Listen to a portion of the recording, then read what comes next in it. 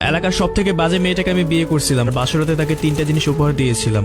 আমাদের বিয়েটা হয় পারিবারিক ভাবে, আমি তাকে কখনোই দেখি নাই। আমার পরিবার আমার জন্য মেয়ে দেখা শুরু করলো। তখন আমার পরিবার আমাকে জিজ্ঞেস করলো আমি কাউকে ভালোবাসি কিনা। তখন আমার পরিবারকে আমি বললাম না, আমি কাউকে ভালোবাসি না। তখন আমার পরিবার সেই মেয়েটাকে দেখলো, আমার পরিবারের পছন্দও হলো। তখন আমাকে আমার পরিবার সেই মেয়ের ছবি দেখালো। তখন আমার কাছেও ভালো লাগলো। তখন আমার পরিবার আমাকে নিয়ে সেই পরিবারের কাছে গেল, মানে আমরা মেয়ে দেখতে গেলাম। কিন্তু আমার পরিবারের কাছে আমি একটা কথাই বলছিলাম, আমি যাকে বিয়ে করবো তার সাথে আমি একান্তই কথা বলতে চাই। আর তখন যখন মেয়ে দেখার জন্য সেই বাসায় গেলাম, তখন মেয়ে দেখার পর সবাইকে আমি বললাম আমি মেয়ের সাথে একা কথা বলতে চাই। তখন আমাকে আর মেয়েকে একা থেকে সবাই বাইরে চলে গেল। তখন আমি সেই মেয়েকে জিজ্ঞেস করলাম, দেখেন আমি আপনাকে কিছু কথা জিজ্ঞেস করতে চাই, সব কথাগুলো সত্য সত্য বলবেন। আপনি কি কাউকে ভালোবাসেন, বা আপনাকে কি জোর করে আমার সাথে বিয়ে দেওয়া হচ্ছে? আপনার কি কোনো অতীত আছে? তখন সেই মেয়ে আমাকে বলল, দেখেন আমি আপনাকে মিথ্যা কথা বলবো না, আমি সত্য কথাই বলবো। আমি অনেকগুলো রিলেশন করছি।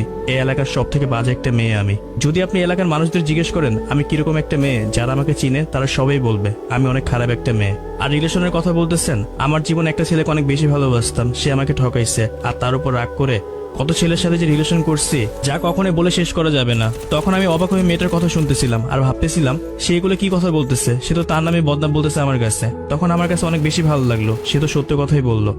তখন সেই মেয়েটা আমাকে বলতেছে আপনি কি এখন আমাকে বিয়ে করবেন? জানি বিয়ে করবেন না। তখন আমি তাকে হেসে বললাম জি আমি আপনাকে বিয়ে করব। তখন সে আমাকে বলতেছে আপনি তো জানতেই পারলেন আমি খারাপ একটা মেয়ে, তারপর আমাকে কেন বিয়ে করবেন? তখন আমি সেই মেয়েকে বললাম সবাই তো একটা ভালো মানুষকে ভালোবাসতে চায়, সবাই তো একটা ভালো মানুষকে বিয়ে করতে চায়, আমি না হয় একটা খারাপ মানুষকে বিয়ে করে ভালোবেসে তাকে ভালো করে দিব। তারপর দুজনে সবাইকে বলে দিলাম আমাদের দুজনকে পছন্দ হয়েছে। তারপর আমরা সেখান থেকে বিয়ে ঠিক করে বাসায় চলে আসতাম। বাসায় আসার পর প্রতিটা মুহূর্তে একটা কথাই ভাবতাম, এই মেয়েকে বিয়ে করে কি আমি ভুল করতেছি? সে তো অনেক ছেলের সাথে কথা বলছে, আমি যখন কাজের জন্য বাইরে থাকবো তখন তো আরো ছেলের সাথে কথা বলতে পারে। কিন্তু মনে মনে একটা কথাই ভাবতেছিলাম, যে মেয়েটা তার অতীতের কথা আমাকে বলছে সে মেয়েটা আর যাই হোক কখনো খারাপ হতে পারে না। তারপর ধুমধাম করে আমাদের বিয়েটাও হলো। তখন আমি বাসর ঘরে গেলাম, জীবনের প্রথম বাসর রাত, একটু নার্ভাস ফিল হইতেছিল নিজের ভিতরে। তখন আমি তার জন্য 3টা গিফট নিয়ে গেছিলাম। তার সামনে যখন গিফট নিয়ে গেলাম তখন সে আমাকে জিজ্ঞেস করতেছে এগুলো কি। তখন আমি তাকে বললাম খুলে দেখো। তারপর সে খুলে দেখলো একটা কোরআন শরীফ, একটা জায়নামাজ আর কিছু হাদিসের বই। তখন আমার বউ অনেক বেশি খুশি হলো। তখন সে আমাকে জিজ্ঞেস করলো বাসরাতে তো সবাই অনেক কিছুই দেয়, কিন্তু আপনি যে আমাকে এত দামি একটা জিনিস দিলেন, এটা তোর কারণটা কি? তখন আমি তাকে বললাম তুমি যখন এগুলো পড়বে তোমার অতীতকে ভুলে থাকবে আর খারাপ কাজ করা থেকে বিরত থাকবে।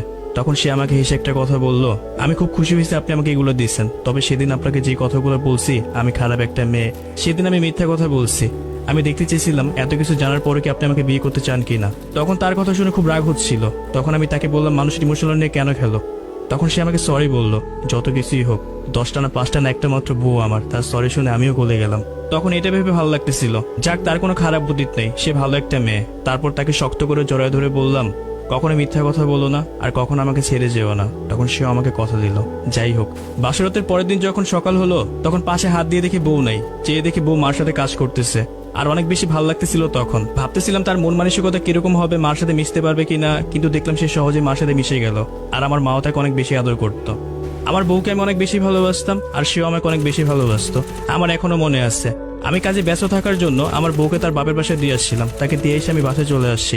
সে কিভাবে জানি জানতে পারছে আমার খুব জ্বর আসছে। তখন আমার ফোনটা বন্ধ ছিল, সে অনেকগুলো ফোন করছিল আমাকে। ঠিক রাত 11টার দিকে দেখি আমার বউ আমার বাসায় চলে আসছে। তখন সে আমার সাথে অনেক রাগারাগি করতেছে আর বলতেছে তোমার ফোন বন্ধ কেন, কতগুলো ফোন করছি তোমাকে। তখন সে আমাকে অনেক বেশি কেয়ার করলো। যখন আমি সুস্থ হলাম তখন সে আমাকে নিয়ে তার বাপের বাসায় গেল। আর আমাদের ভালোবাসা দেখে অনেকে অবাক হয়ে যেত আর হিংসাও করতো। আমার বউয়ের যখন বাচ্চা পেটে ছিল তখন আমি তাকে অনেক বেশি কেয়ার করতাম। আমি কাজ থেকে তাড়াতাড়ি বাসায় চলে আসতাম। অনেকেই বলা বলি করতো আমি নাকি বউ পাগল, তবে কারো কোনো কথা আমি কান দিতাম না। আমার কাছে একটা কথাই মনে হতো, আমার বউকে আমি ভালোবাসবো, তার কেয়ার আমি করবো। এতে যদি মানুষ আমাকে বলা বলি করে আমি বউ পাগল, তাতে আমার কোনো কিছু যায় আসে না। আর আমার বউয়ের যেদিন বাচ্চা হবে সেদিন তার থেকে বেশি ভয় আমি পাচ্ছিলাম, তার কত না কষ্ট হবে। তাকে এত পরিমাণ ভালোবাসতাম। প্রতিটা মানুষের একটা না একটা অতীত আছে, কখনো তার অতীত দেখে 10 জনের কথা শুনে বউকে কম ভালোবাসবেন না। যদি আমার কথাগুলো শুনে খারাপ লেগে থাকে তাহলে আমাকে মাফ করবেন। এটা আমার কোনো স্টোরি না, এটা অন্য কারো স্টোরি, আমি জাস্ট তুলে ধরলাম। ধন্যবাদ সবাইকে।